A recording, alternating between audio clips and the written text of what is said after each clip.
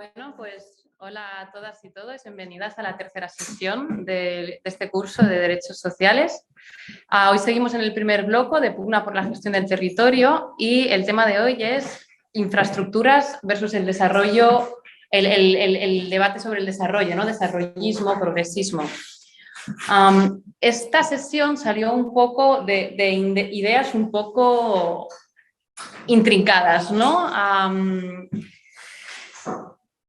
Queríamos crear un debate. Primero, que sabemos que a nivel de tiempo las sesiones hasta ahora no han permitido como muchas intervenciones por parte de las participantes y también de debate.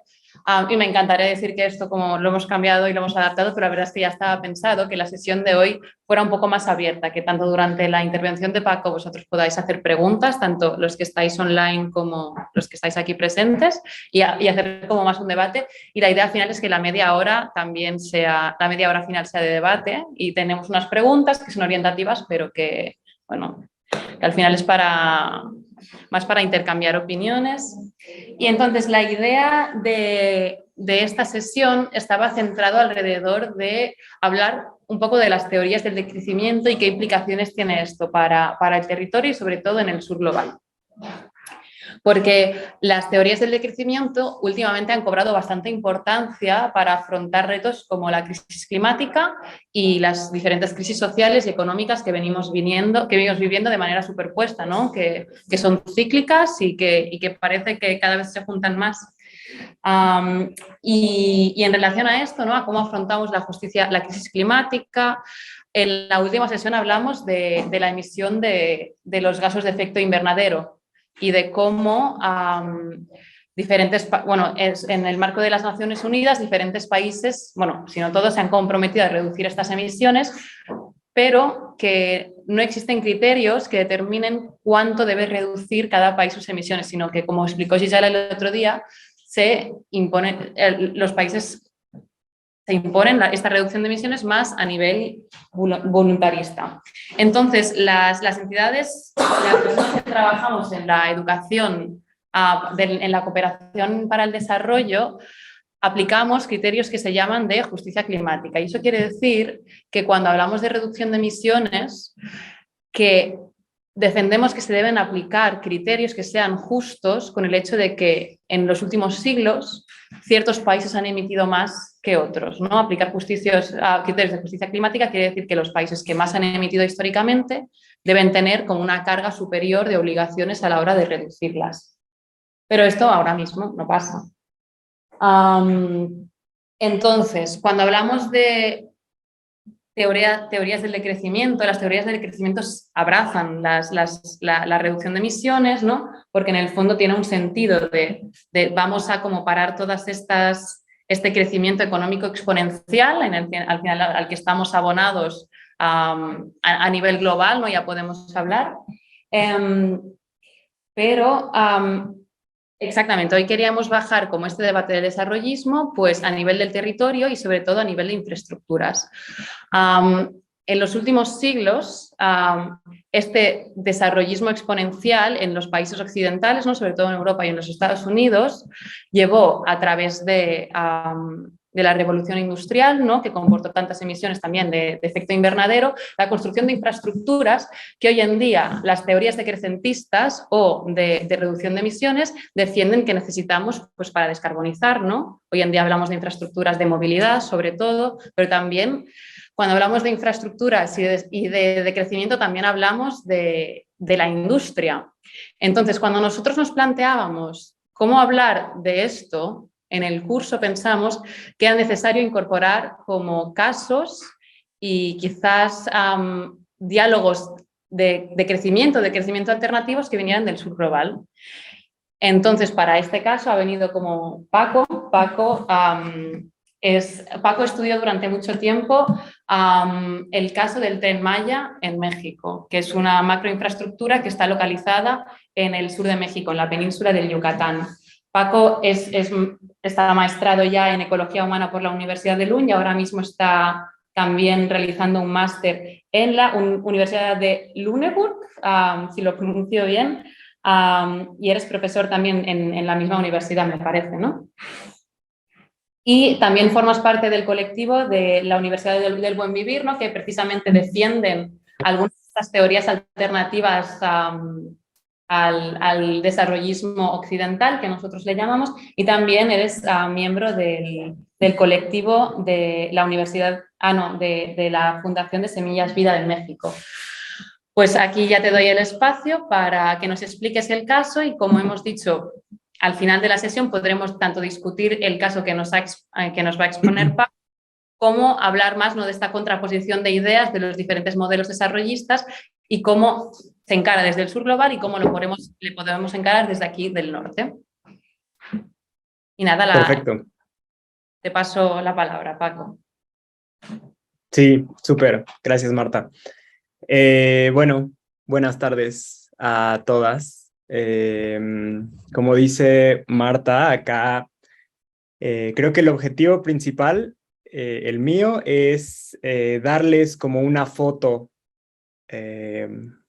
más o menos detallada de en qué consiste el Tren Maya, de cuáles son las implicaciones en el territorio y sus interacciones con comunidades, con otros tipos de infraestructura, pensando en que es un proyecto que está justamente enmarcado en digamos, como dice Marta, ¿no? Estas tendencias de crecimiento económico que son muy poco reflexivas en general, ¿no? Acá no les voy a hablar mucho de decrecimiento, ¿no? Porque justo el objetivo es centrarnos en el proyecto específico, pero obviamente los temas de decrecimiento ya los podemos o ya los podremos ir identificando, ¿no? Avísenme si me escuchan bien o si en algún momento hay alguna duda, hay algún comentario, ¿no? La idea es que, como les comentaba Marta, la idea es que esto sea relativamente informal, pues, ¿no? O sea, que ustedes también, si yo no explico algo con claridad o si ustedes tienen algún comentario o alguna duda, pues pueda salir por ahí también, ¿no? Entonces, si me quieren interrumpir, pues no pasa nada, todo bien. Y si no, igual va a haber un espacio al final de preguntas y de debate, de comentarios, ¿no? Bueno, pues creo que puedo compartir mi pantalla. Sí, deberías poder. Vale. ¿Puedes? Creo que por ahora no, pero déjeme. Creo que lo tengo que activar en mi computadora. Ah, Yo te he autorizado ahora, deberías poder. vale. Déjame ver. Ah, sí, perfecto. Listo. Ahí ya lo pueden ver, ¿no?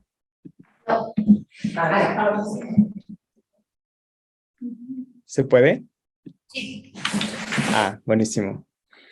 Vale. Bueno, pues para esta sesión, como ya les digo, el tema es el Tren Maya.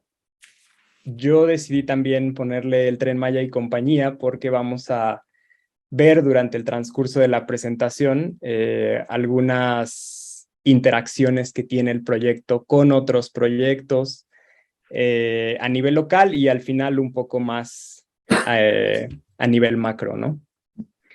Entonces, bueno, la agenda para hoy es que primero vamos a hablar del territorio, después les voy a dar como algunas características y tendencias generales en la sociedad donde se inserta el proyecto del tren. Después vamos a hablar del Tren Maya y primero desde arriba, ¿no? Es decir, desde la visión del gobierno, desde la visión de las empresas, justo como un proyecto diseñado para mejorar la vida de las personas, para llevarles desarrollo, para que salgan de la pobreza, etcétera, etcétera. Y después desde abajo, que es decir, con el cuestionamiento que muchos grupos de activistas y en general sectores sociales hacen de este proyecto, ¿no? Que son justo sectores que están en convivencia con la realidad concreta que el tren pretende modificar, ¿no? Después vamos a hablar sobre el uso de recursos que el proyecto implica. Y ya como para terminar, les voy a dar 3 diferentes tipos de proyectos que son construidos desde abajo por las personas, ¿no? Sin ninguna intervención o con muy poca intervención del gobierno y de actores externos. Y bueno, ya después las conclusiones, ¿no? Y ya después también podremos pasar a las preguntas de debate que tiene Marta. Pero como les digo, si en algún momento me quieren interrumpir, quieren aportar a la discusión, pues bienvenido. Entonces, bueno, el territorio, ¿no?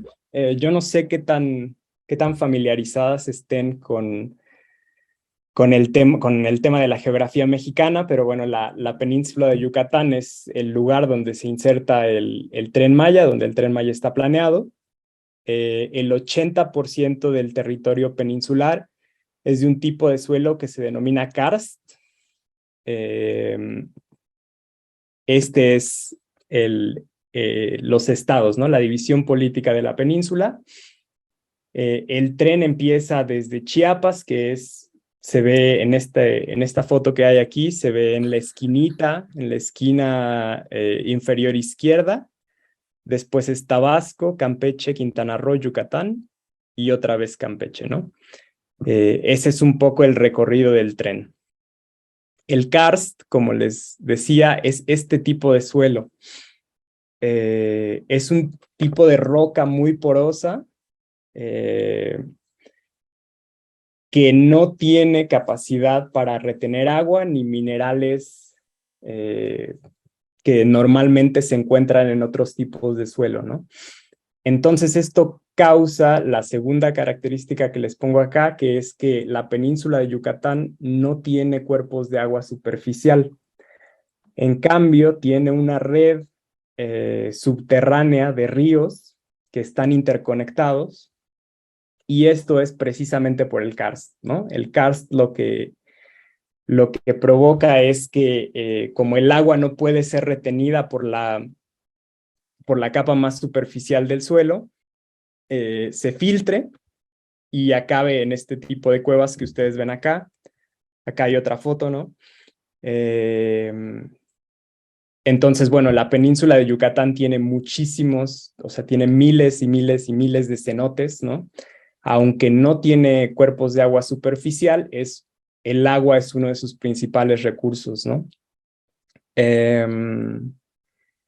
Y los estados que forman parte de la península de Yucatán tienen también una superficie forestal que es muy alta en términos comparativos, ¿no? Si pensamos en otros estados de México. Entonces, entre el 76 y el 86% de los territorios de los estados que forman la península de Yucatán están cubiertos por bosque, ¿no? Esto también es un poco a consecuencia del karst, ¿no? Porque el karst lo que impide es la concentración de materia orgánica. Entonces, el crecimiento de materia orgánica se da hacia arriba, ¿no? En lugar de que el carbón se almacene en el suelo, pues los árboles crecen mucho, ¿no? Que es un patrón muy similar en otros ecosistemas similares, ¿no? La Amazonia, por ejemplo, también tiene suelos muy superficiales. Y bueno, esas son 3 características que yo creo que es muy importante tener en cuenta para después empezar a pensar en dónde se inserta el tren y cuáles son las consecuencias de que haya este tipo de megaproyectos en este tipo de ecosistemas, ¿no? Entonces, bueno, ahora sobre la sociedad. Yo creo que es más o menos conocido, pero no lo sé a ciencia cierta, pero bueno, la península de Yucatán ha sido desde hace más o menos 4,000 años hogar de etnias mayas. Entonces, estas etnias siguen teniendo una influencia significativa en la sociedad, en la cultura. Los mayas no son un solo grupo étnico, ¿no? Sino hay diferentes tipos de mayas que viven en diferentes partes del estado. Entonces, bueno, también ahí las dinámicas culturales no son las mismas, ¿no? Solo por ser grupos mayas no quiere decir que hay homogeneidad cultural en ese sentido, ¿no? Eh, lo que sí es más o menos constante en las etnias mayas es que muchas practican agricultura de subsistencia, ¿no? A través de métodos tradicionales como la milpa, que es más o menos famoso, no sé si también hayan escuchado hablar del tema, pero es un sistema de policultivo en el que la principal semilla es el maíz, acompañada de calabaza y frijol, pero en este caso, en la milpa maya, puede haber de 30 a 50 diferentes especies de alimentos, de medicinas, que están presentes en la milpa, ¿no? Sandía, jitomate, chile, plantas medicinales, nopales, magueyes. Es de verdad un sistema de diversidad de agricultura muy arraigado en la península de Yucatán, que se hace en el bosque, ¿no? Que se hace en el monte, como le dicen los mayas, y precisamente por eso el bosque es tan importante, ¿no? Hay el bosque o el monte, la selva, es el hogar de los yumcacs, como dicen los mayas, ¿no? Que son los señores del monte, las deidades em, que viven en este ecosistema, ¿no? Para las etnias mayas. Pero bueno, la sociedad en la península de Yucatán o las sociedades en la península de Yucatán también están sujetas a dinámicas coloniales muy propias de México en general, ¿no?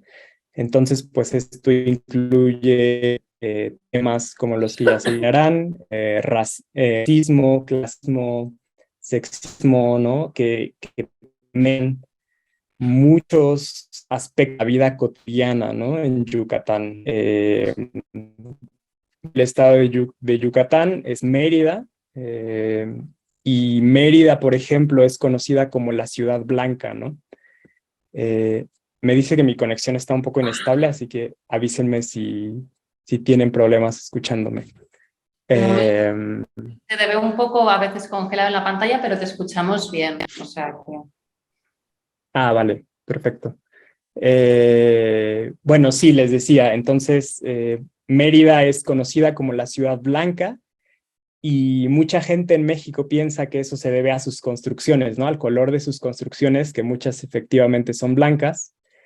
Sin embargo, este nombre viene de una guerra de castas que se hizo en el siglo XIX, en el que los indígenas mayas, hartos de las explotaciones constantes de las élites de origen español, eh, hicieron en contra de estos sectores, ¿no? Entonces, Mérida es la ciudad blanca porque es la ciudad de las élites, ¿no? La ciudad donde viven los españoles o las personas de herencia español. En algún momento, claro, después de la independencia de México, ya hubo muchos menos españoles, pero las élites nacionales blancas siguieron involucradas en estos esquemas de explotación. Entonces, hay una diferencia ahí como entre ciudad y entornos rurales en el que la ciudad es justo el hogar de las personas blancas, mientras que el campo es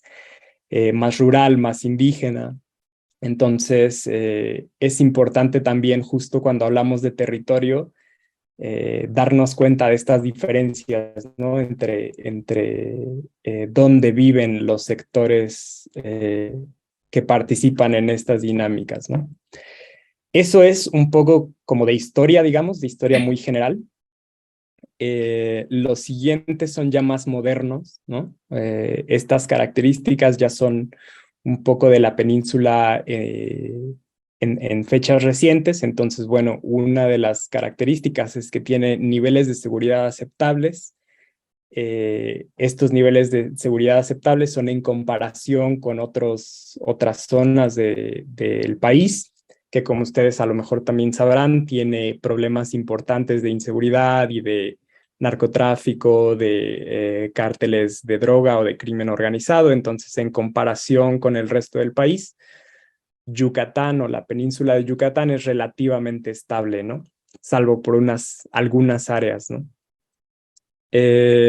La otra es que el territorio de la península está cruzado desde hace bastante tiempo, pero todavía por tendencias globales en manufactura y turismo. Seguramente saben ustedes de Cancún y de esta parte de la Riviera Maya, ¿no? Que es la parte de Quintana Roo, donde hay un turismo pues primordialmente norteamericano, de Estados Unidos y Canadá, pero también de muchos otros lados del mundo. En Yucatán también hay presencia de maquiladoras.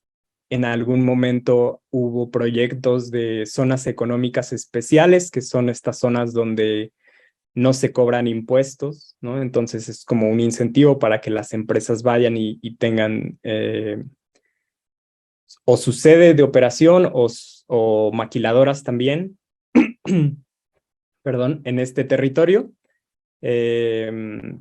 Y esto tiene también pasando por lo menos un siglo, ¿no?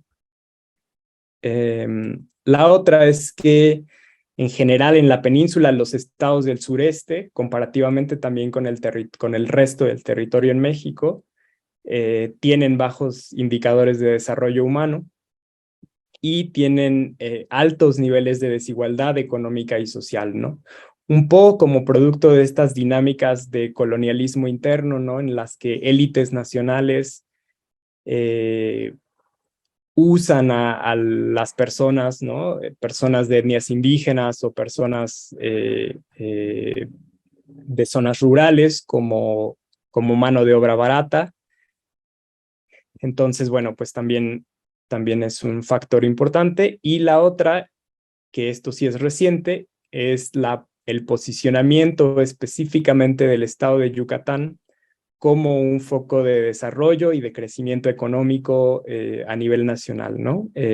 A la par de que Yucatán tiene altos índices de desigualdad económica, también es uno de los estados que tiene mayor crecimiento económico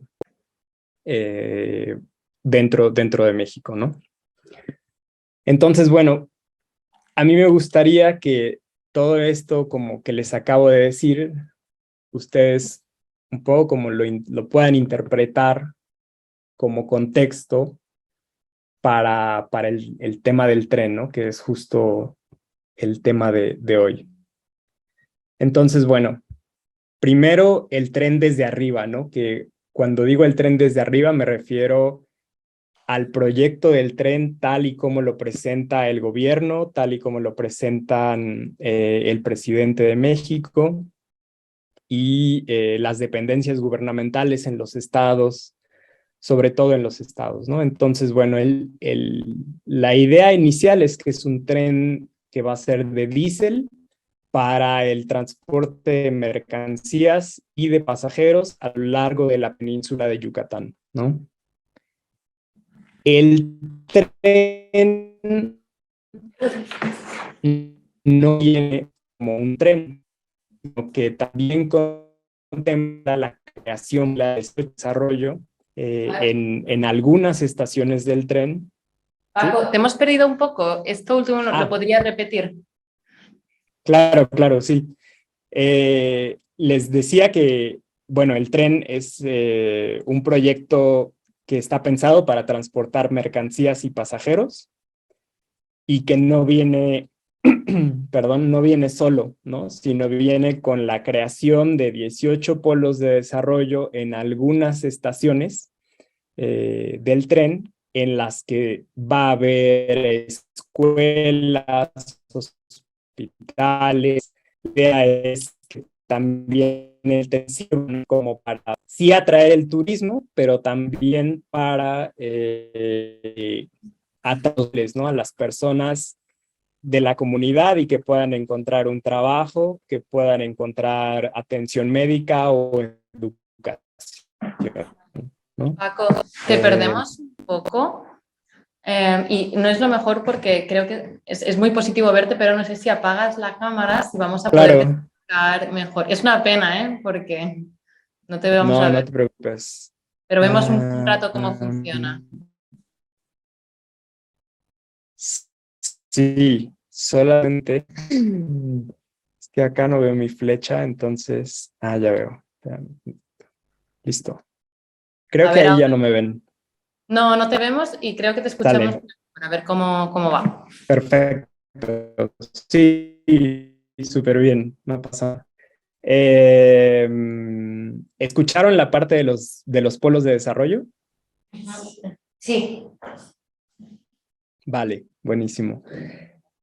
Entonces, bueno, pues como ya les decía, el objetivo de esto es que se pueda promover el desarrollo para estados pobres, como los que les acabo de mencionar, como Chiapas, Tabasco, Campeche, Quintana Roo y Yucatán, sobre todo para la gente que tiene estos bajos niveles de desarrollo humano.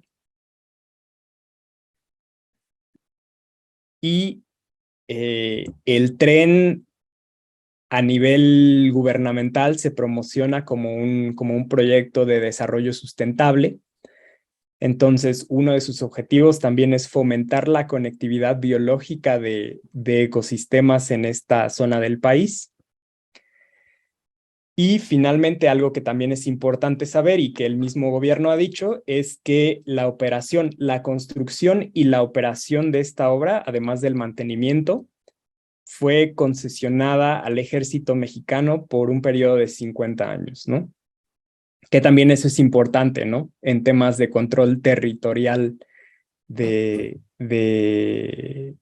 por parte de un actor tan poderoso en México como es el ejército.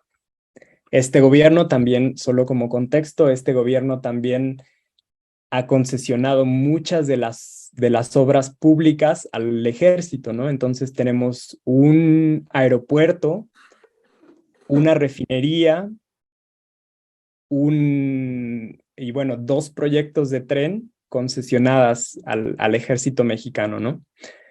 Eh, Curioso entonces, porque es una dinámica un poco diferente a la que observamos aquí en Cataluña, donde la mayoría de las concesiones de obras del sector público son concesionadas a grandes constructoras privadas, por lo que ¿no? Yo veo una diferencia muy grande aquí entre ¿no? Darle como el control territorial al ejército o dárselo como a través de colaboraciones público-privadas a grandes empresas.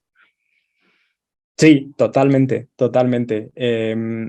Una cosa que es relevante en este sentido es que este gobierno se ha autodefinido como un gobierno de izquierda, ¿no? Entonces, en toda esta tendencia de decir somos antineoliberales, nosotros no somos como los gobiernos de derecha pasados, etcétera.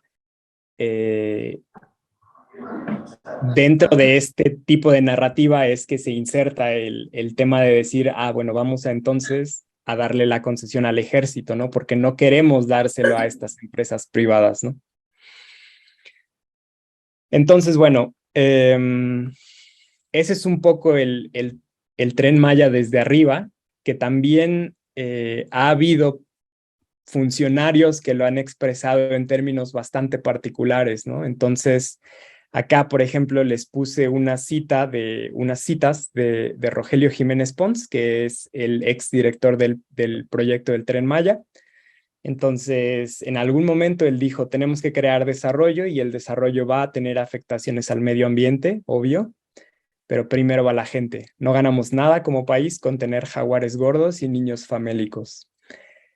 Y posteriormente dijo, no se vale hacer ningún desarrollo si no tiene su zona de la gente más modesta ubicada dignamente en las cercanías de las áreas de producción. para que puedan ir a trabajar a pie. Hasta pedir limosna sí hace falta, pero a pie. Que es, o sea, como,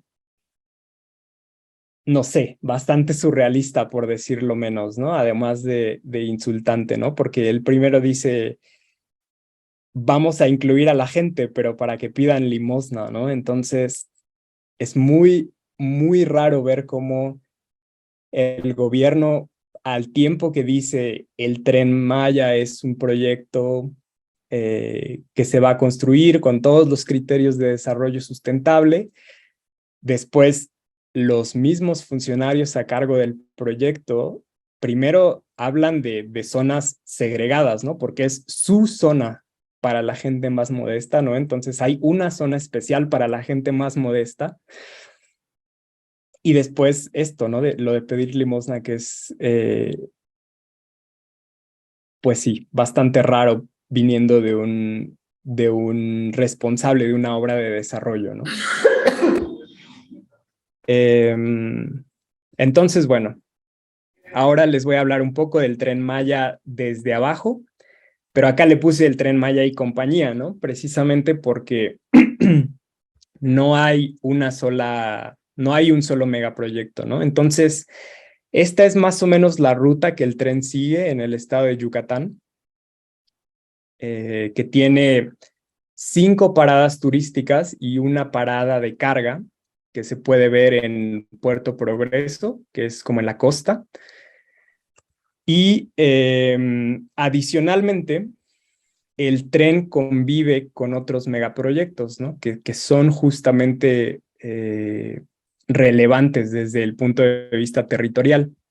Entonces, el primero de estos megaproyectos son granjas industriales de pollos y de puercos, ¿no? Entonces, los puercos los pueden ver, en las granjas de puercos los pueden ver en los cuadros grises y las granjas de pollos en los cuadros como guindas, como rojos, ¿no? Y Esto todo es esto, importante. Paco, ¿todo esto son granjas que se van a construir o son proyectos o ya están en funcionamiento? No, ya están en funcionamiento. La gran mayoría ya están en funcionamiento. Y como estas granjas pues también tienen necesidades, ¿no? De materia prima, otro de los megaproyectos importantes que hay en la península de Yucatán son las plantaciones de soya principalmente, ¿no? Que ustedes pueden ver en la foto, en la imagen acá, en morado, ¿no? Como estos espacios rayados en morado, lila, que principalmente están en el estado de Campeche, alrededor del poblado de Jopelchen, y en Yucatán un poquito también, ¿no? Como cruzando ahí la frontera. Entonces, las granjas no se pueden entender sin las plantaciones de monocultivo de soya, ¿no? Porque precisamente de ahí obtienen los insumos que necesitan para producir carne, ¿no? Es importante también que, como les dije, ¿no? La península está inserta en circuitos globales de comercio, entonces la carne que se produce en Yucatán no es para consumo local, en su mayoría es para exportación a países asiáticos, ¿no? Entonces, Japón, China, Corea del Sur, Malasia, Tailandia, Hong Kong, Taiwán, todos ellos reciben la carne de puerco que se produce en Yucatán.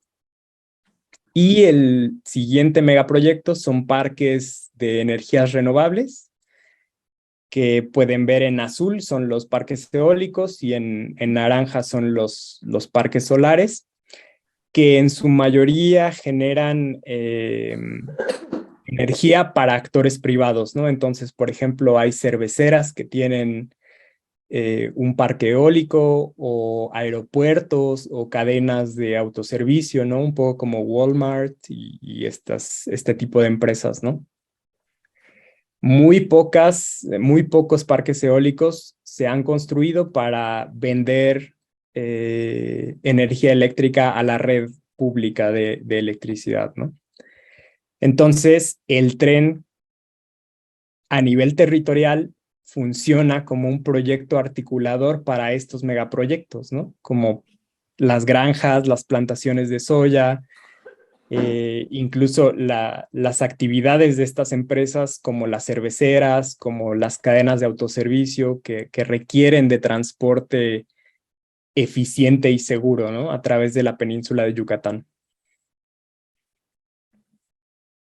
La siguiente característica que tiene el tren para estos sectores que están en contra del proyecto es que ofrece unas opciones de desarrollo que están, como lo dicen ellos, cancunizadas, ¿no?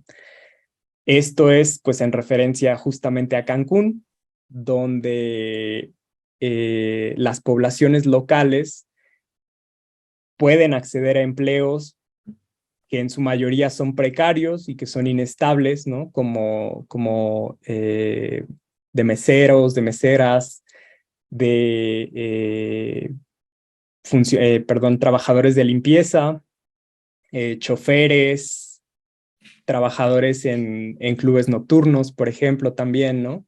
Y que son en su mayoría empleos muy inestables, ¿no? Entonces, por ejemplo, en la pandemia, cuando todos estos lugares cerraron por la falta de turistas, pues los empleados tuvieron que regresarse a las poblaciones de donde vienen, muchas veces sin ningún tipo de seguridad social y sin ningún tipo de ahorros, ¿no? Entonces, lo que las personas a lo largo de la península de Yucatán dicen es que el tren ofrece opciones de desarrollo similares, ¿no? Que dependen de turistas y que muchas veces no solo aumentan la cantidad de recursos naturales que son necesarias para atender a estas poblaciones migrantes, por así decirlo, ¿no? O que son pasajeras, sino también atraen a sectores como el crimen organizado, ¿no? Porque muchos sectores turistas requieren drogas, requieren alcohol, y eso, pues evidentemente, atrae también a personas del crimen organizado que les puedan suministrar este tipo de sustancias, ¿no? Entonces, lo que ellos dicen es estos polos de desarrollo que incluye el tren, ¿no? Que tienen el fin de llevar el turismo de Cancún y la zona de la Riviera Maya al resto de la península, pues van a venir también con, digamos, exigencias más altas de recursos naturales, pero también este tipo de dinámicas de inseguridad, ¿no? Que están ya presentes en Cancún y en otras partes del país, y no tanto en otras zonas de la península de Yucatán.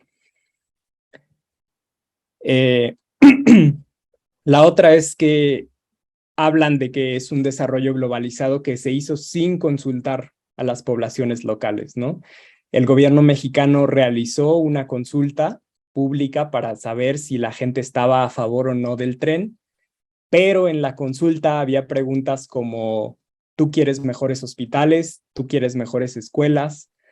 Y pues obviamente todas las personas dijeron que sí, pero no se habló de, por ejemplo, la posibilidad o la exigencia de donar tierras, ¿no? Para el tren.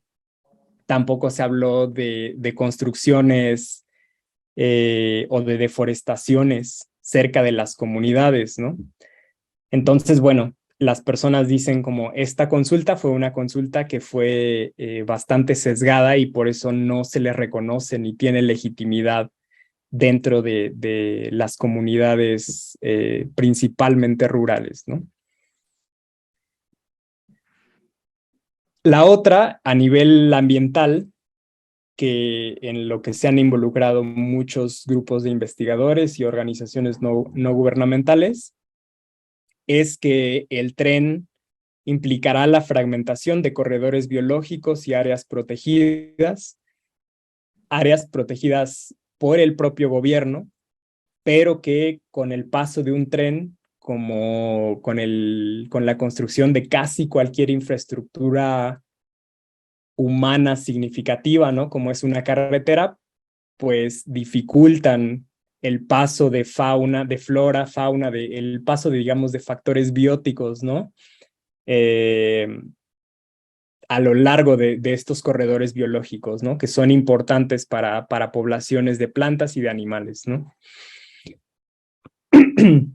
Y esto un poco contrasta con lo que dice el gobierno, ¿no? Que es, el gobierno lo que dice es, no, pero vamos a hacer labor de reforestación y de conservación en las áreas en las que haya este tipo de fragmentación.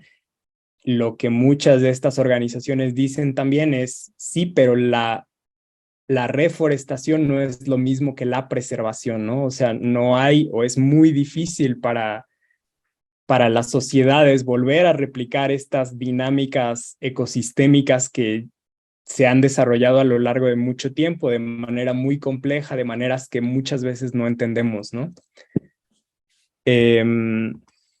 Y la otra es que, por algunas de estas cosas que ya les mencioné, el Tren Maya y compañía, como todos estos proyectos que les digo, amenazan la relación con las comunidades mayas con su entorno local, ¿no? Y con su entorno concretamente ambiental. Entonces,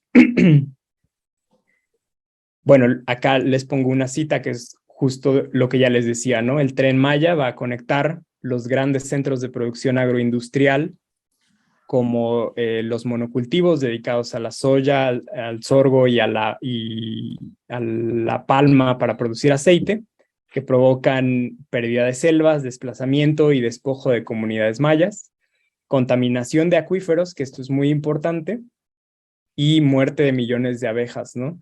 Las abejas también son parte importante de la identidad maya, ¿no?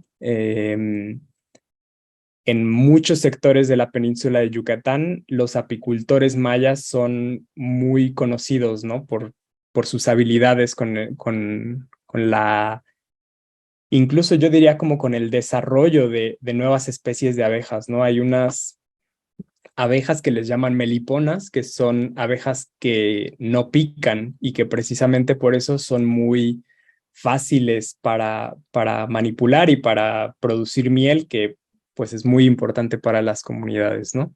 Como, sobre todo como fuente de ingresos.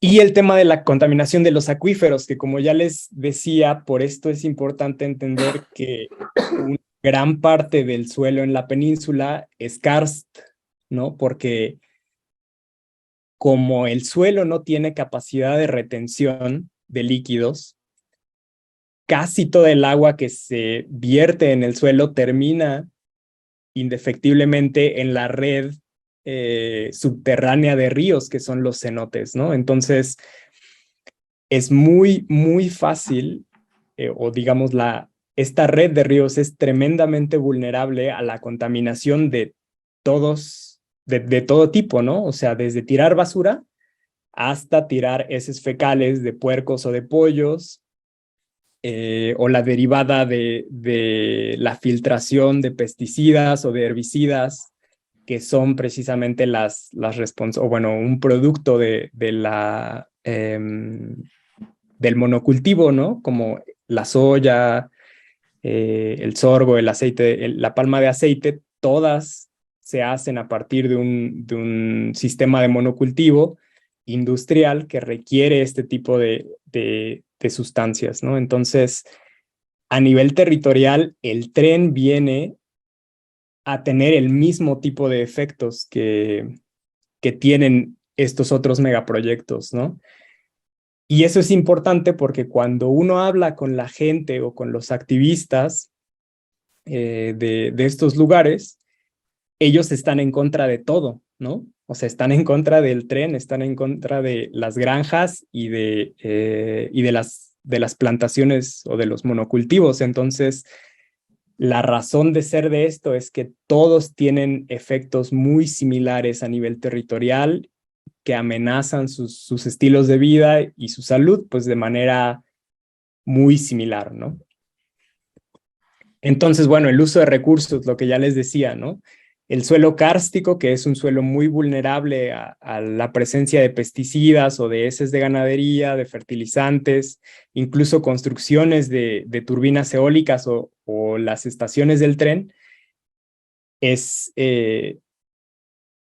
digamos, amenaza de manera casi uniforme al suelo kárstico, ¿no? Entonces, por ejemplo,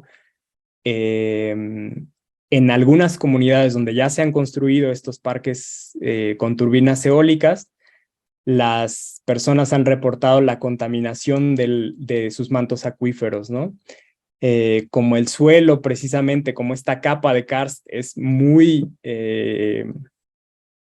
digamos, inestable, precisamente porque abajo hay este tipo de cuevas que ustedes ya vieron, pues mucha gente ha dicho también como, es que por aquí no puede pasar un tren, porque si viene un tren se va a caer, ¿no? Que era un poco lo que se decía en una de las notas que yo compartí con Marta.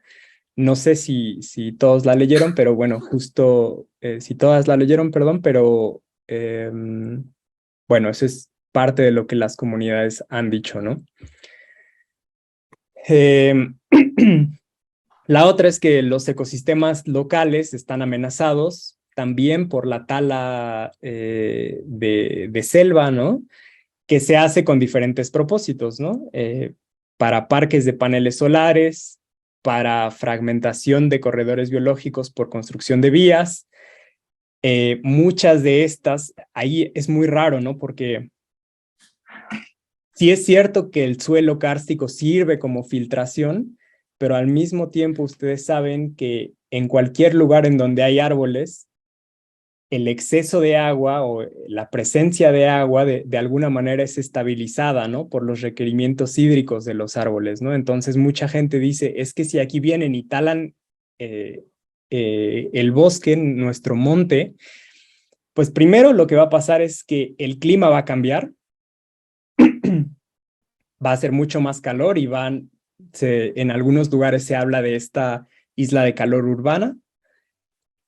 Y lo segundo que va a pasar es que cuando llueva se va a inundar, porque no va a haber árboles para que puedan absorber todo ese exceso de recursos, ¿no? De recursos hídricos. Entonces, bueno, muchos de los activistas, muchas de las activistas sienten que sus poblaciones y sus estilos de vida están amenazados por este tipo de dinámicas, ¿no? Por precarización laboral que viene del mismo proyecto de desarrollo, por los turistas que muy pocas veces comprenden sus estilos de vida y las necesidades que ellos tienen, digamos, de manera cotidiana, por cárteles del crimen organizado que son atraídos por actividad empresarial y estos cambios locales del clima que yo ya les contaba, ¿no? Y por otro lado, pues sienten la presión de migrar hacia estos estilos de vida urbanos y globalizados, ¿no? Que aquí es importante decirlo también, ¿no? Como precisamente para no idealizar el tema de la oposición al tren. Los pueblos mayas, como ya les dije, son muy diversos, ¿no? Entonces hay mucha gente que está de acuerdo también, ¿no? Hay mucha gente que dice, qué bueno que el gobierno ahora sí diseñó un proyecto pensando en nosotros, para que nosotros tengamos una mejor calidad de vida, para que nosotros podamos tener acceso a estos estilos de vida más urbanos y globalizados. Y hay otra gente que dice, no, esto no somos los mayas, ¿no? Esto no somos nosotros. Entonces, es también un conflicto político a nivel social, ¿no? Y mucha gente al mismo tiempo está a favor y en contra, ¿no?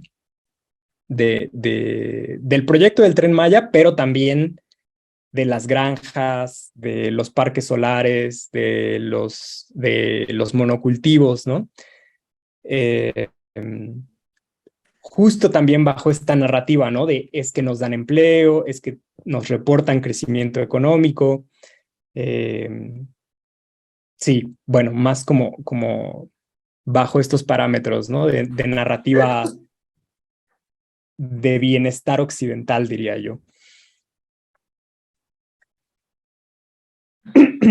La otra cosa importante es que como ya les dije, los mayas de su misma cultura, el bosque, la selva tiene un papel fundamental, ¿no? Para su existencia.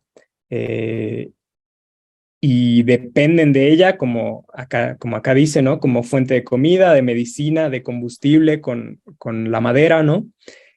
Y establecen con el monte relaciones materiales, sociales y espirituales, ¿no? Entonces, por ejemplo, una muestra que a mí me gusta mucho sobre este tipo de relaciones que creo que a la vez es material, social y espiritual, es la palabra para definir a los campesinos, ¿no?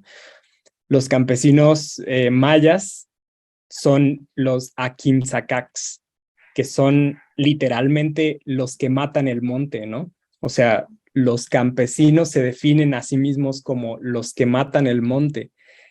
Y esta conciencia viene también con una serie de rituales a través de los cuales los campesinos y las campesinas le piden perdón a los señores del monte por matar el monte, ¿no? Entonces, a inicios de la temporada hay este ritual en el que se pide perdón. A inicios de la temporada, me refiero al ciclo de cultivo, hay este ritual en el que se pide perdón y al final de la temporada se da las gracias por los productos que se pueden obtener en la milpa, ¿no? Pues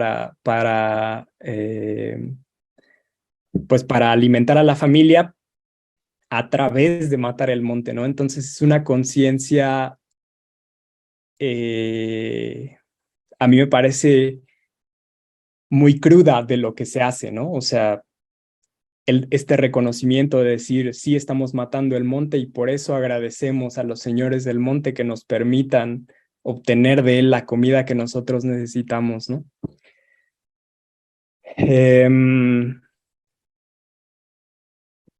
Sí, entonces, bueno, ahora les traigo un poco estos proyectos de desarrollo desde abajo. Hay algunos comentarios, pero no los puedo ver y no sé si alguno ha sido como... Ah, bueno, no, está bien. Nosotros de momento vemos aquí desarrollo desde abajo. Sí, sí, sí. Vale. No, quería ver los comentarios del chat, pero está bien, solo por si había alguno que hacía falta, pero no, creo que no. Entonces, bueno, durante el tiempo que estuve en Yucatán, una de las cosas que hice también fue visitar a este tipo de proyectos, ¿no? Porque esa es la otra. Los mismos activistas que están en contra del tren tienen también este tipo de proyectos, ¿no? Entonces, esto me parece interesante a la luz de estos, no sé, reclamos típicos que luego se hacen, ¿no? De decir, bueno, estás en contra, pero ¿qué propones, no? Entonces, estos activistas me permitieron visitar estas dos escuelas agroecológicas, una para campesinos y campesinas y otra para no campesinos, en los pueblos de Maní y Junucmá, en donde pues se les enseña a los campesinos, ¿no? Funcionan un poco como internados, en los que los campesinos tienen acceso a techo, a comida y a escuela durante un periodo de tiempo. Y después tienen el compromiso de regresar a sus casas e implementar estos sistemas agroecológicos que en muchas ocasiones pues tienen que ver con la recuperación de estos estilos digamos de cultivo más tradicionales, ¿no? La otra fue una cooperativa turística de cenotes en el pueblo de Jomún. Como ya les enseñaba, los cenotes, a algunos de los cenotes se puede entrar y muchos son muy bonitos, ¿no? Entonces, esta cooperativa turística justo busca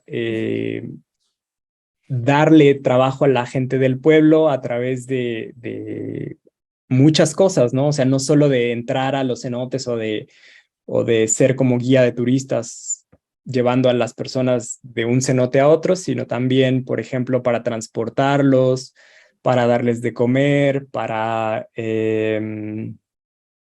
abrir, no sé, farmacias o este tipo de empleos, ¿no? También como indirectos. Y que es un modelo de turismo que introduce a los turistas a la concepción tradicional de los cenotes, ¿no? Que eran lugares sagrados a los que solamente los chamanes podían bajar, ¿no? Entonces, bueno, es de alguna forma otro tipo de turismo en ese sentido. Y el otro lugar fue una cooperativa alimentaria a partir de los alimentos producidos en una de estas escuelas agroecológicas de las que les cuento, en las que las personas de la provincia llevaban sus verduras, los alimentos que producían a la ciudad, y en la ciudad un grupo de consumidores se organizaba para comprarles, ¿no? De manera consistente. Entonces, bueno, esas son también como ideas alternativas que surgen en contraposición a este modelo de desarrollo representado por el tren y otros megaproyectos. Y bueno, un poco abordando las conclusiones, podríamos decir que el Tren Maya y compañía busca capitalizar la fuerza de trabajo y los recursos naturales de la península, que en su mayoría son baratos, ambos, ¿no? Tanto la fuerza de trabajo como los recursos naturales. Y las ganancias de esta capitalización no se quedan en la península, ¿no? Dado que el modelo busca incluir a empresas transnacionales, ¿no? Como Starbucks, por ejemplo, o en Cancún hay una empresa que se llama Xcaret, que es también muy famosa y que no tiene nada que ver eh, con sectores locales. Precisamente por eso el Tren Maya es el conector de estos proyectos extractivos que en muy pocas ocasiones tienen beneficio social o que por lo menos tienen un beneficio social muy limitado, ¿no? La manera en la que siempre se justifican estos proyectos son con generación de empleos, con crecimiento económico local. Digamos, estos argumentos son la marca, pues, bastante normal y normalizada de proyectos desarrollistas que en México curiosamente están implementados desde la izquierda, pero que desde mi punto de vista y de las personas que están en contra de ellos, están pensados a partir de criterios económicos clásicos, ¿no? Precisamente como el desarrollo económico. Y la otra es que las comunidades en muchas ocasiones tienen capacidad de construir sus propios proyectos de desarrollo autogestionados y que en muy pocas ocasiones reciben apoyo de sectores gubernamentales, ¿no? Ni qué decir, obviamente, de actores privados, ¿no? Porque no representan una oportunidad de negocio. Bueno, ese es un poco como a grandes rasgos. Como ya les comentaba también, me interesa mucho que podamos ver el impacto del tren a nivel del territorio, pero a una escala un poco más amplia. Entonces, también por eso les traje este mapa que muestra la ruta del Tren Maya, ¿no? Como les decía, la línea rosa es el Tren Maya. Entonces empieza desde el norte de Chiapas, como el noreste de Chiapas, y pasa por los estados de Campeche, Quintana Roo, Yucatán, y regresa por Campeche, ¿no? Pero de manera conjunta, a nivel territorial, hay otros megaproyectos, ¿no? Que implican también o que tienen sus propias dinámicas territoriales, ¿no? Entonces, en la zona del Istmo de Tehuantepec tenemos este corredor transísmico que tiene el objetivo de agilizar el transporte de mercancías, obviamente también a nivel global, entre el Atlántico y el Pacífico, Y muchos de estos, aquí pueden ver esto que dice ZEE, que es una zona económica especial, que son estas zonas donde no se cobran impuestos y se dan facilidades especiales para que se establezcan empresas. Entonces esto viene con varias zonas económicas especiales, una en Puerto Chiapas, otra en Salina Cruz, otra en Coatzacoalcos. En Dos Bocas es importante porque ahí también, además de una zona económica especial, va a haber una refinería de petróleo que, si ustedes han hablado cambio climático, pues también estarán pensando como yo que a estas alturas construir infraestructura energética de combustibles fósiles es pues suicida, por decirlo menos. Y viene con otras dos zonas económicas especiales, una en Campeche y otra en Puerto Progreso, que de esa ya también se las enseñé en el otro mapa, ¿no? Entonces, ese es un poco cómo se ve el mapa de México con estos megaproyectos a nivel territorial, que muchas personas dicen que fueron acordados. Yo de esto no podría decir con certeza que es verdad, pero muchos de estos megaproyectos, se dice, tienen el fin de contener el flujo de migrantes hacia Estados Unidos, ¿no? De migrantes no solo de México, sino de Centroamérica, ¿no? Entonces, bueno, ese es un poco de lo que yo tenía para decirles. Y ya, no sé, ustedes díganme si tienen preguntas o comentarios, o si no, también podemos pasar con lo que traía Marta.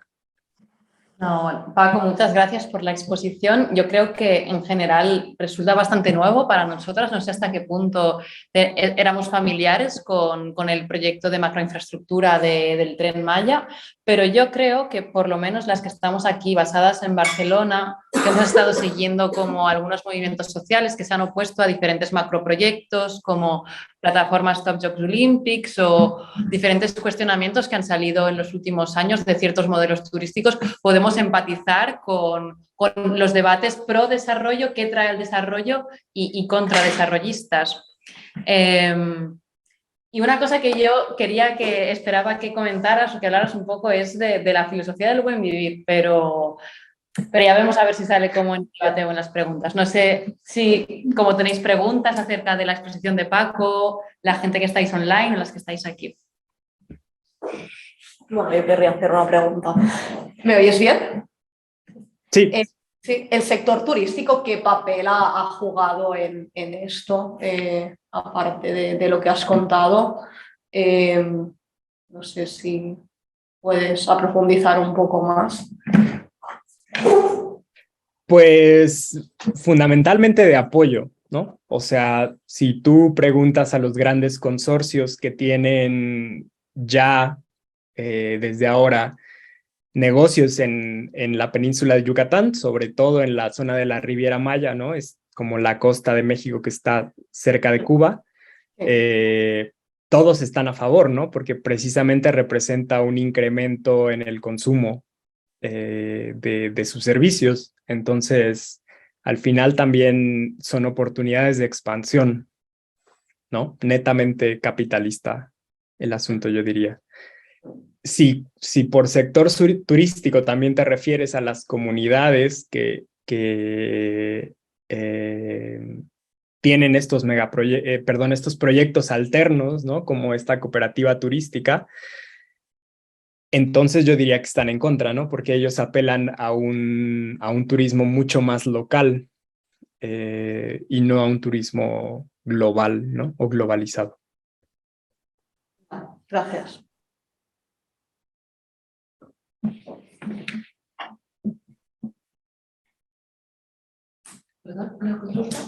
Y a modo de contrapropuesta a nivel local, ¿cuáles son los proyectos que se están implementando?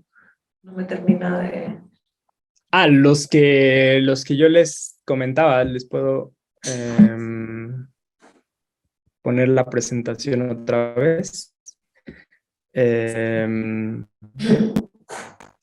Esos un poco, ¿no? Obviamente hay más, ¿no? Por ejemplo... perdón.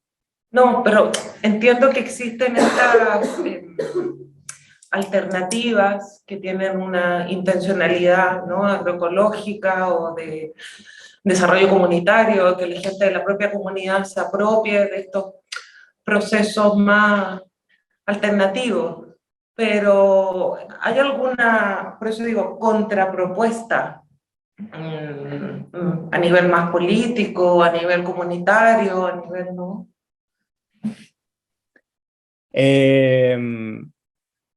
Yo diría que lo que decía Marta, ¿no? Del buen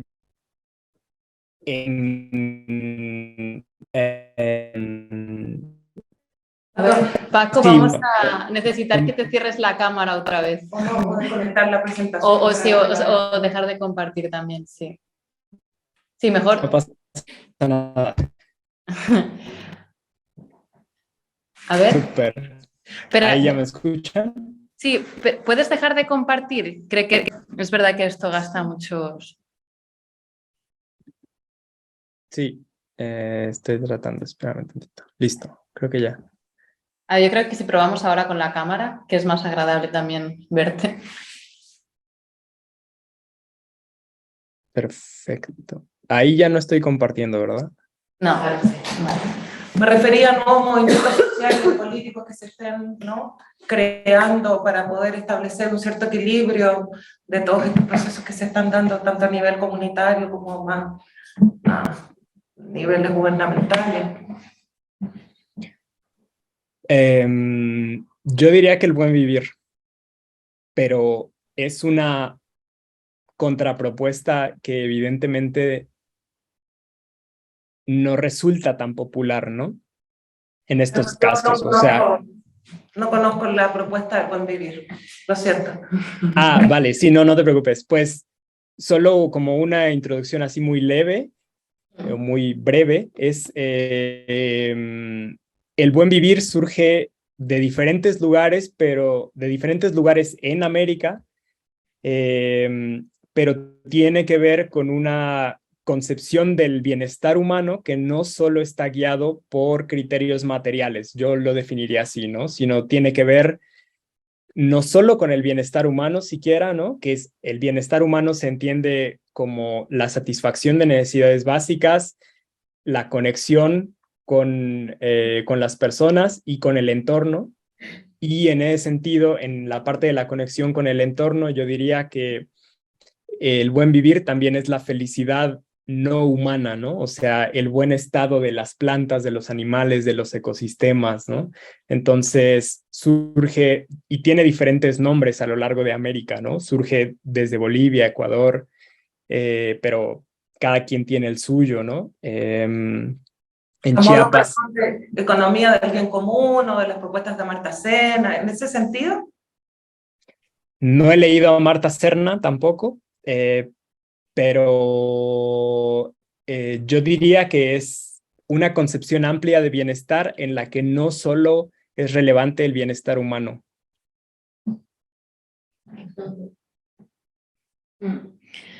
A nivel como así jurídico, encontramos que últimamente se ha incorporado lo que es esta noción del buen vivir en tanto que desarrollo y respeto y garantía de derechos sociales en, por ejemplo, la última Constitución de Ecuador, en la que se conoce por ser una constitución mucho más garantista de no solo como los derechos individuales, ¿no?, como derecho a la propiedad, derecho a la libertad de expresión, pero también de los derechos ambientales y de los derechos colectivos, porque el buen vivir, por lo que yo entiendo, que no soy ninguna experta, como tiene en cuenta no solo como el bienestar humano, pero sí el bienestar como más ecosistémico, más global, ¿no, Paco?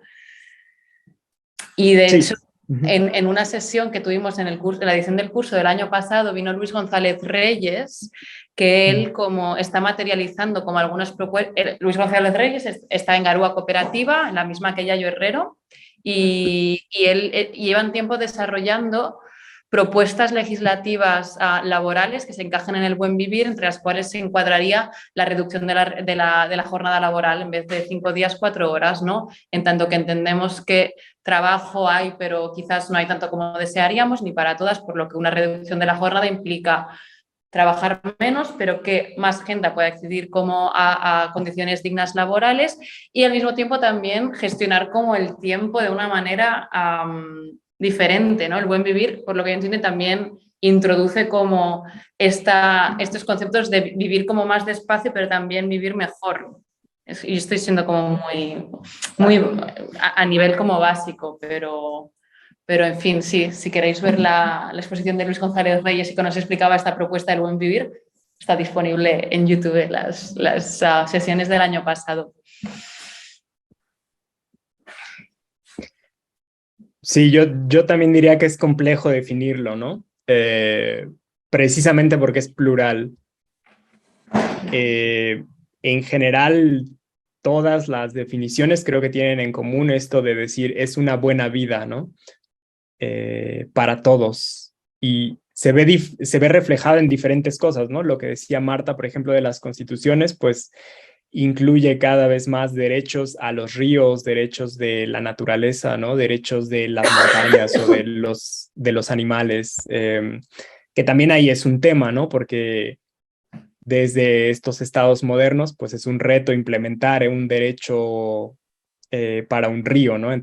Entonces, bueno, es complejo también y depende desde dónde se vea, porque además las concepciones locales son las que cambian, ¿no? El buen vivir, incluso dentro de México, no es lo mismo en Chiapas que en Yucatán, ¿no? Se definen de manera diferente.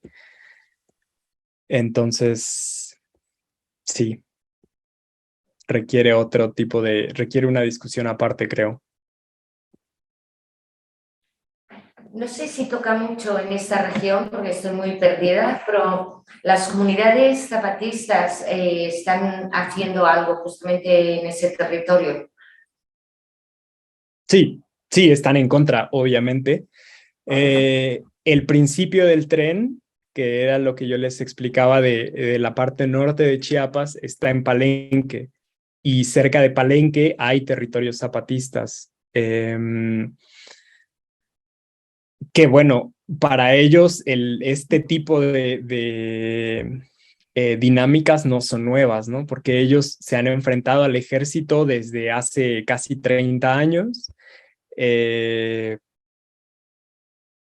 y han visto amenazadas sus propiedades desde hace muchísimo más, ¿no? Entonces, sí hay, y también el zapatismo tiene un Consejo Nacional Indígena y en este Consejo Nacional Indígena el Tren Maya es desde que se empezó a construir, pues un tema recurrente, ¿no? Entonces, el zapatismo no solo está en conflicto dentro de su propio territorio, sino que estos órganos zapatistas como el Consejo Nacional Indígena cooperan y están en alianza con otras organizaciones indígenas a lo largo de la ruta del tren.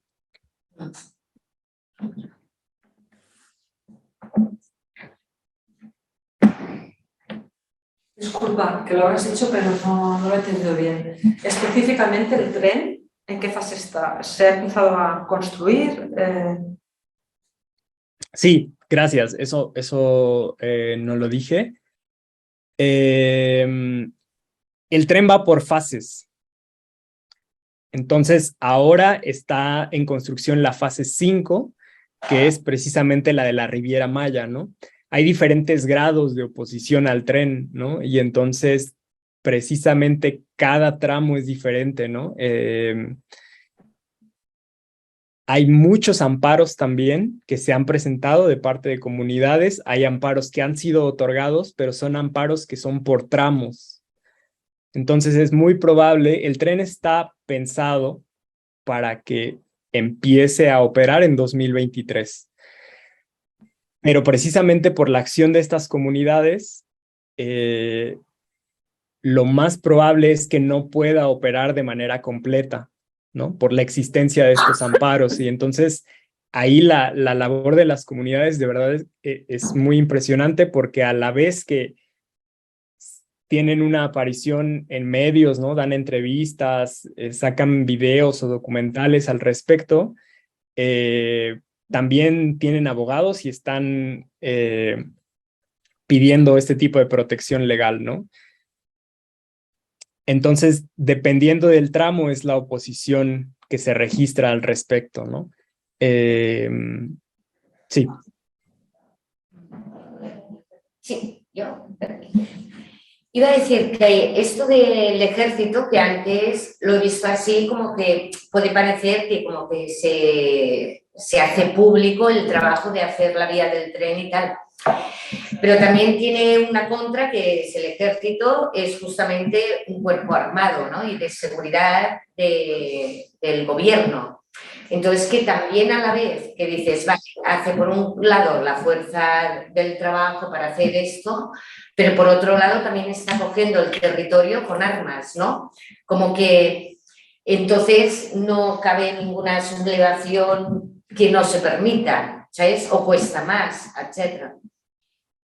Sí. Totalmente, sí. Sí, eso es la militarización en México.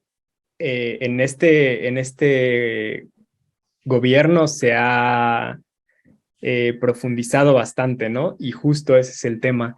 Además de los abusos de derechos humanos que ya existen, ¿no? Independientemente de ningún levantamiento social, ¿no? O sea, no sé si ustedes lo sepan, pero el ejército mexicano, se acaba de saber estos días, fue el responsable de la desaparición de 43 estudiantes en otro lugar de México, pero estos estudiantes no habían hecho absolutamente nada, ¿no? O sea, no tenían ningún tipo de causa, digamos, ulterior o relativa al gobierno, no era una rebelión ni un tipo de resistencia, no.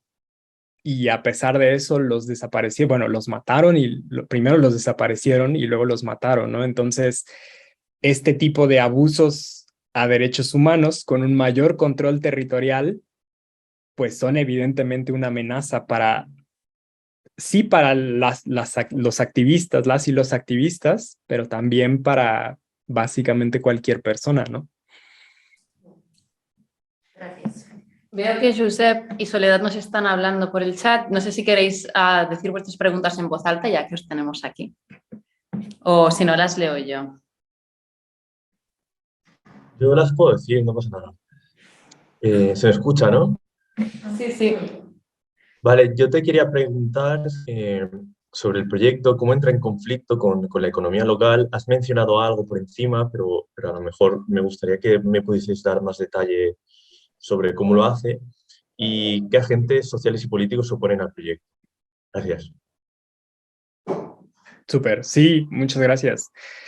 Pues fundamentalmente lo que hace el proyecto del Tren Maya es favorecer a grandes compañías. Y entonces la economía local tiene el papel de suministrar fuerza de trabajo asalariada y que precisamente por eso puede ser explotada, ¿no? En México la legislación laboral es francamente de explotación. Si ustedes han visto eh, las horas de trabajo en los países que son miembros de la OCDE, México es por mucho el primer lugar de horas trabajadas, ¿no? Entonces, ahí depende mucho, ¿no? Porque si hay una diferencia, ¿no? O sea, la economía local que puede o no ser monetizada, pero que al final depende mucho digamos, de los insumos de las personas a nivel local, pero esos insumos son tratados justo de manera local, acá no, ¿no? O sea, acá lo que representa el tren es entrada de productos que no son elaborados en las comunidades.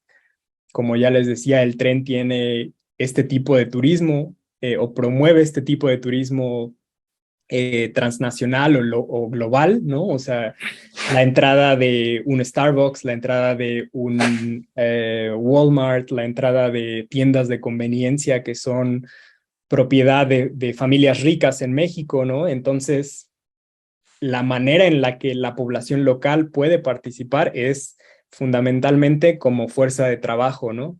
Como mano de trabajo precarizada.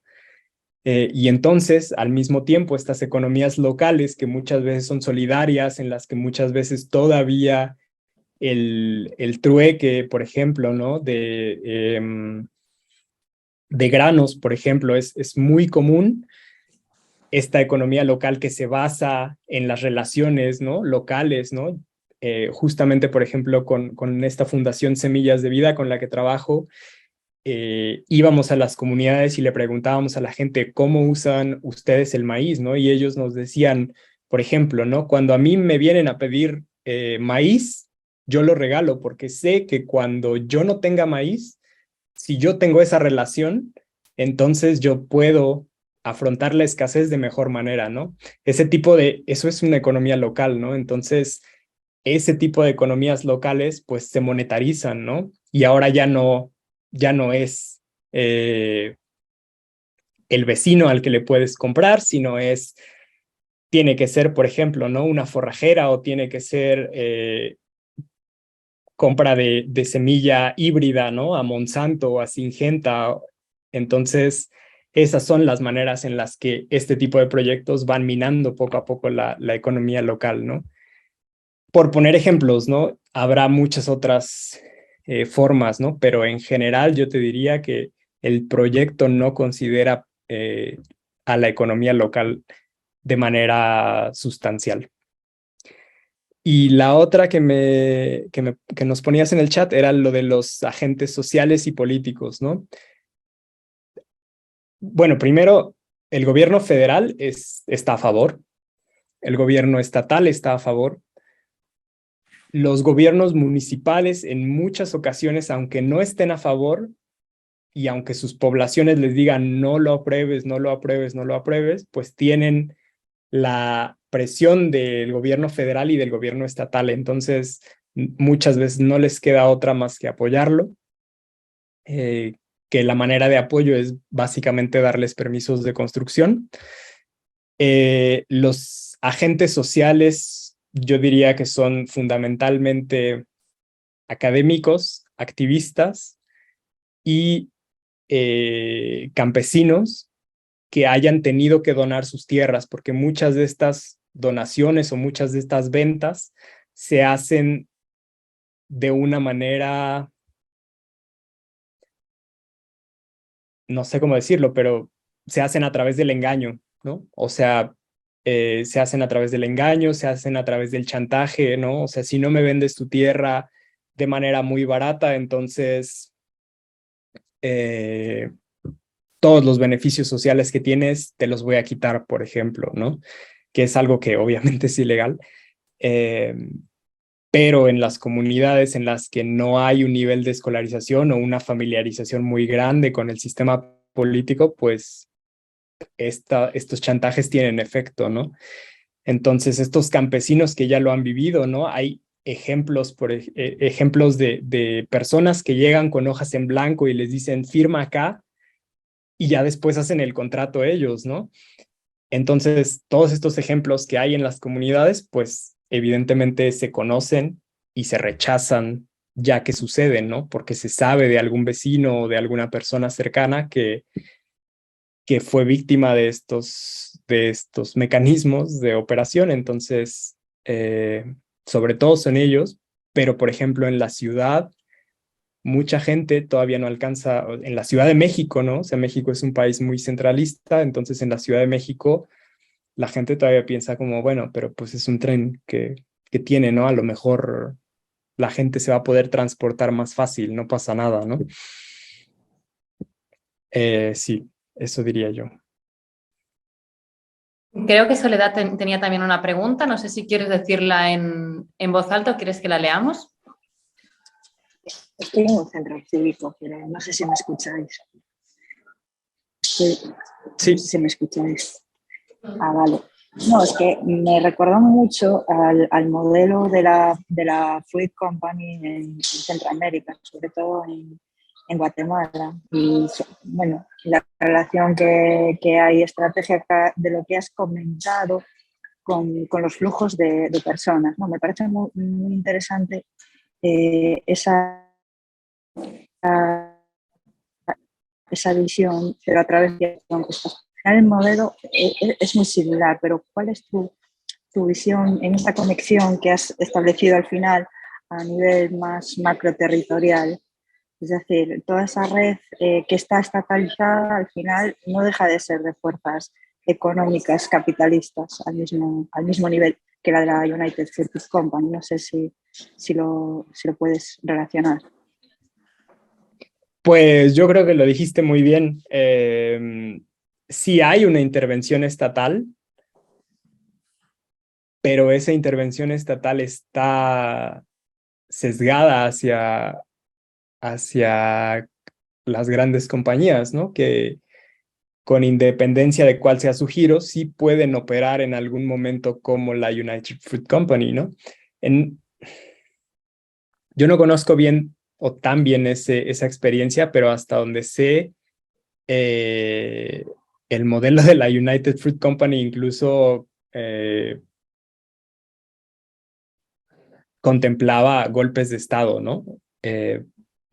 No sé si esto pueda pasar, dado que el ejército también tiene un control territorial muy fuerte.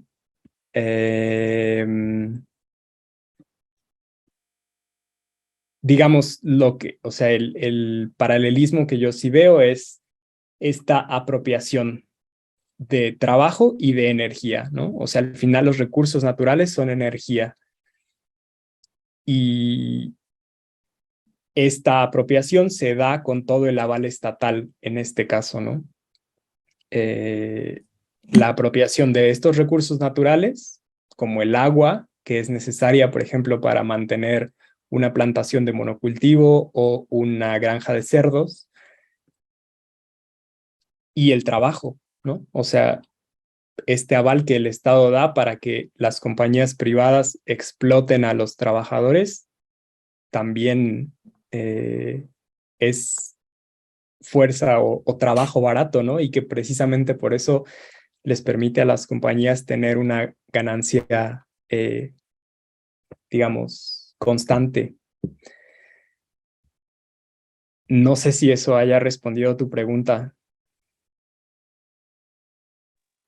Sí, a ver, es que me parece muy interesante porque al final se repiten modelos de apropiación territorial a diferente escala. Lo que pasa que el agente de legitimización probablemente, no sé, claro, no conozco el caso mexicano en sí, pero cuando estuve, por ejemplo, en Chiapas, ¿no? Vi cenotes, esa economía de desarrollo sostenible en algunos casos, pero también viendo la zona norte de Guatemala, bueno, viendo esa apropiación territorial, porque al final si tú plantas una macrogranja, al final estás despojando de territorios, expulsando literalmente. Entonces, claro, es que me llama mucho la atención bueno, no es que me llame la atención, no me lo quiero acabar de creer que sea cierto, probablemente, pero que estamos repitiendo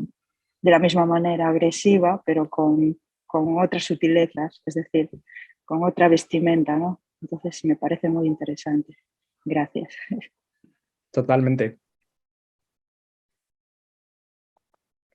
Sí, Mariona se despide. No sé si hay alguna pregunta más. Hemos empezado un poco después, acabamos un poquito después. Si no, ya cerramos la sesión de hoy. Con Paco habíamos preparado algunas preguntas para hacer debate, pero como siempre se nos come el tiempo. Y si no hay más preguntas, nada, Paco, pues quería agradecerte pues el tiempo que nos has dedicado y la exposición del caso. Obviamente siempre es enriquecedor como entender otras realidades bastante distintas, ¿no? Aparte de la distancia física, también distancia temporal, ¿no? ¿Qué hora es allí ahora? ¿Son las 12 del mediodía o...? Bueno, pues muchas gracias por dedicarnos este tiempo. Yo creo que aquí continúa habiendo un debate, ¿no? En el seno como de las políticas de izquierda hay diferentes sobre desarrollismo, de crecimiento y conocernos estas corrientes que sobre todo que vienen de América Latina como el buen vivir, pues nos acercan a otras realidades para construir esas alternativas que muchas veces nos faltan, porque encaramos mucho como las consecuencias, las violaciones de derechos y la falta de garantías desde la crítica, pero muchas veces también necesitamos avanzar hacia la construcción de alternativas. Y no solo por crear esas alternativas, sino también para que nos dé un poquito de esperanza, porque si no al final nos sumimos como en estos pozos de desesperanza. Y por eso quería agradecerte pues tu tiempo, Paco. Si la presentación, si nos la puedes pasar por correo, después la compartimos con las otras participantes. Y nada, buenas tardes o buen mediodía allí y buenas noches aquí en Barcelona. Claro, gracias a ustedes. Buenas noches. Adiós. Adeu.